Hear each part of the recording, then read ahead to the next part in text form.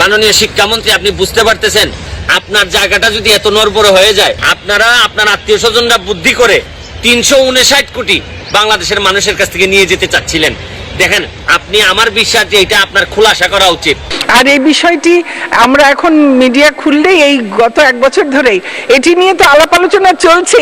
আর কত আলাপ আলোচনা হবে সেটি বিশেষভাবে আর কি আলাপ আলোচনা হবে সেটি বুঝতে পারছি না। মাননীয় সদস্য জনাব সৈয়দ সাইদুল হক হবিগঞ্জ 4 একটি সম্পূরক প্রশ্ন করুন। ধন্যবাদ মাননীয় স্পিকার। মাননীয় শিক্ষামন্ত্রী, দেখেন আপনি কিভাবে শাহজালালের বিসিরে রিজাইন করতে বলবেন? কারণ শাহজালালের বিসির বিরুদ্ধে যেসব অভিযোগ, কারণ এইসব অভিযোগ তো আপনার বিরুদ্ধে, আপনিও তো আপনার লোকজনকে কন্ট্রোল করতে পারেন নাই, নিয়ন্ত্রণ করতে পারেন নাই। শাহজালাল সাহেবের, এই শাহজালাল বিশ্ববিদ্যালয়ের বিসির পদত্যাগ যদি দাবি করে মানুষ, তাহলে আপনার পদত্যাগ দাবি করবে না কেন? কারণ আপনারা হয়তো দাবি করে না, কারণ আপনারা ভয় পায় মানুষ। আপনি এবং আপনার এই আত্মীয় স্বজনরা শুধু যে সরকারের 359 কোটি টাকা নিতে চাইছিলেন, জনগণের টাকা নিতে চাইছিলেন, তা কিন্তু না। আপনারা এখন এই বিশ্ববিদ্যালয়টা চাঁদপুরে যতদিন দেরি হবে হইতে, এটার কারণ আপনি এবং আপনার পরিবার। আপনারা শুধু যে সারা বাংলাদেশের মানুষের সাথে এই প্রতারণা দুর্নীতি করছেন তা কিন্তু না, চেষ্টা করছেন তা কিন্তু না। আপনারা পুরা চাঁদপুরের মানুষের সাথে, চাঁদপুরে আপনাদের জন্মস্থান হওয়ার পরও চাঁদপুরের মানুষের সাথে, জন্মস্থানের মানুষের সাথে প্রতারণা করার চেষ্টা করছেন। আপনি পররাষ্ট্রমন্ত্রী থাকা অবস্থায়, মানে পররাষ্ট্রমন্ত্রীদের মধ্যে সবচেয়ে বেশি বিদেশে সফর করছেন, তাও নিয়ে আমরা কিছু বলি নাই। করেন, আপনার যদি লাভের জন্য, দেশের লাভের জন্য করেন।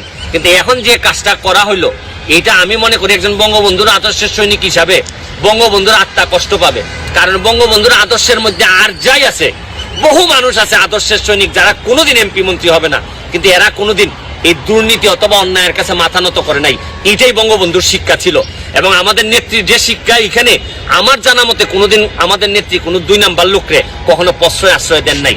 আমি শুধু এই কথা বলবো যে এখন যে সামনে যে অভিযোগগুলো আসছে আপনি খণ্ডন করেন, এইটা আমি মনে করি সেই মনিয়র ফ্যামিলি, এবং আমি বিশ্বাস করি এটা খুলাসা হওয়া উচিত। আমরাও জানতে চাই যে এই কাজ আপনি করেন নাই। ধন্যবাদ। ধন্যবাদ মাননীয় সদস্য। মাননীয় মন্ত্রী। দুর্নীতি বলছিলেন, দুর্নীতি কেউ করেছে কিনা, আর আমাদের কোনো সংশ্লিষ্টতা নেই কোনোভাবে, আমার বা আমার পরিবারের, কিন্তু এটাতে কোনো দুর্নীতি হয়েছে কিনা সেটা দেশে সরকারের, রাষ্ট্রের বহু রকমের মেকানিজম আছে, বহু কর্তৃপক্ষ আছেন যারা দুর্নীতি হয়েছে কিনা এই বিষয়টি খতিয়ে দেখতে পারেন। আমি চাইবো, দাবি করব যে সেভাবে যেন এটা তদন্ত হয় এবং এতে যদি কেউ কোনোভাবে জড়িত থাকে তাদের বিরুদ্ধে যেন যথাযথ ব্যবস্থা নেওয়া হয়। কেউ ষড়যন্ত্র করে থামিয়ে দেওয়ার চেষ্টা করতে পারে। চাঁদপুরবাসীর জন্য আমার কাজ, আমার উন্নয়ন, আমি গত 13 বছরে যে আমার চেষ্টা করি। আর এই বিষয়টি আমরা এখন মিডিয়া খুললেই এই গত 1 বছর ধরেই এটি নিয়ে তো আলাপ আলোচনা চলছে। আর কত আলাপ আলোচনা হবে সেটি বিশেষভাবে আর কি আলাপ আলোচনা হবে সেটি বুঝতে পারছি না। এটা ঠিক যে অনেক সময় হয়তো কোনো পাবলিক পরীক্ষাতেই খুব ভালো ফলাফল করেনি, কিন্তু যখন কোনো একটি পেশায় বা পেশাগত শিক্ষায় বা অন্য কোনো জায়গায় যায়, একজন শিক্ষার্থী অনেক সময় দেখা যায় জীবনের একটা পর্যায়ে হঠাৎ করেই অনেক ভালো করে। সেটা হচ্ছে তার যেদিকে আসলে মেধা রয়েছে, যেই দিকে তার গুণ রয়েছে, অন্তর্নিহিত কিছু শক্তি রয়েছে, সেগুলোর একটা সুযোগ পেলে সেই রকম একটা বহিঃপ্রকাশ ঘটে। সেটি যেমন ঘটে, তার সঙ্গে এটিও ঠিক যে একজন শিক্ষার্থী হঠাৎ করে কিন্তু এই ইন্টারমিডিয়েট পর্যায়ে এসে হঠাৎ একটা ভালো ফলাফল করে না, একটা ধারাবাহিকতা থাকে মেধাবীদের ক্ষেত্রে।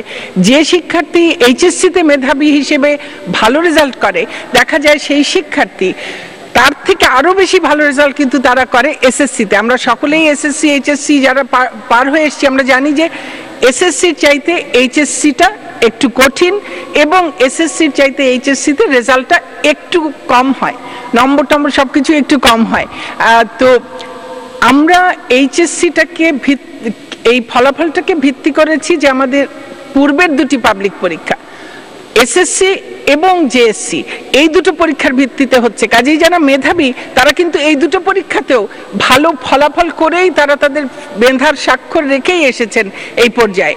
কাজেই তারা মেধাবীরা ক্ষতিগ্রস্ত, মেধাবীরা কেন, কেউই ক্ষতিগ্রস্ত হবেন না। তাদের যার যে মেধার স্তর সেই অনুযায়ী, সেই ধারাবাহিকতাই তারা এই ইন্টারমিডিয়েটটি এবার ফলাফল পাবেন। এবার সংসদে শিক্ষামন্ত্রীকে ধোলাই করলেন ব্যারিস্টার সুমন। যেখানে অন্যায় দুর্নীতি সেখানেই ব্যারিস্টার সুমন ভাই হোক সেই এমপি মন্ত্রী, কারো রক্ষা নাই ব্যারিস্টার সুমন ভাইয়ের কাছ থেকে। কিভাবে সাহসিকতার সহিত প্রধানমন্ত্রীর সামনে সংসদে শিক্ষামন্ত্রীকে চরমভাবে অপমান করলেন তার দুর্নীতি নিয়ে। কোন এমপি মন্ত্রীকে কি দেখেছেন এইভাবে প্রতিবাদ করতে? কোথাও পাবেন না দর্শক এমন মানুষ। সুমন ভাই একজন সাহসী বীর পুরুষ, শিক্ষামন্ত্রী একজন দুর্নীতিবাজ, তারই প্রমাণ পাওয়া গেল আজকে। সত্যি ব্যারিস্টার সুমন ভাইয়ের প্রতিবাদের কারণেই সত্যের জয় হলো আজকে। সবাই আজকের এই ভিডিওটি বেশি বেশি শেয়ার করে সকলকে দেখার সুযোগ করে দিন। দেখুক সবাই যে বাংলাদেশে একজন কেডি পাঠক রয়েছে, সে আর কেউ নয়, সে হচ্ছে ব্যারিস্টার সুমন ভাই। যেখানেই অন্যায় দুর্নীতি সেখানেই প্রতিবাদ, তারই প্রমাণ দিচ্ছে ব্যারিস্টার সুমন ভাই। আর আমাদের সরকারকে ধন্যবাদ জানাচ্ছি যে একজন যোগ্য ব্যক্তি আজ এমপি হয়েছে। আবারও সরকারের দৃষ্টি আকর্ষণ করছি, শিক্ষামন্ত্রীকে কঠিন শাস্তি দেওয়ার জন্য দ্রুত গতিতে ব্যবস্থা নেওয়া দরকার। ভালো থাকবেন, সুস্থ থাকবেন, দেখা হবে পরবর্তী কোনো ভিডিওতে। আর আপনি এই চ্যানেলে নতুন হয়ে থাকলে এখনই সাবস্ক্রাইব করে রাখুন সবার আগে সত্য তথ্য পেতে।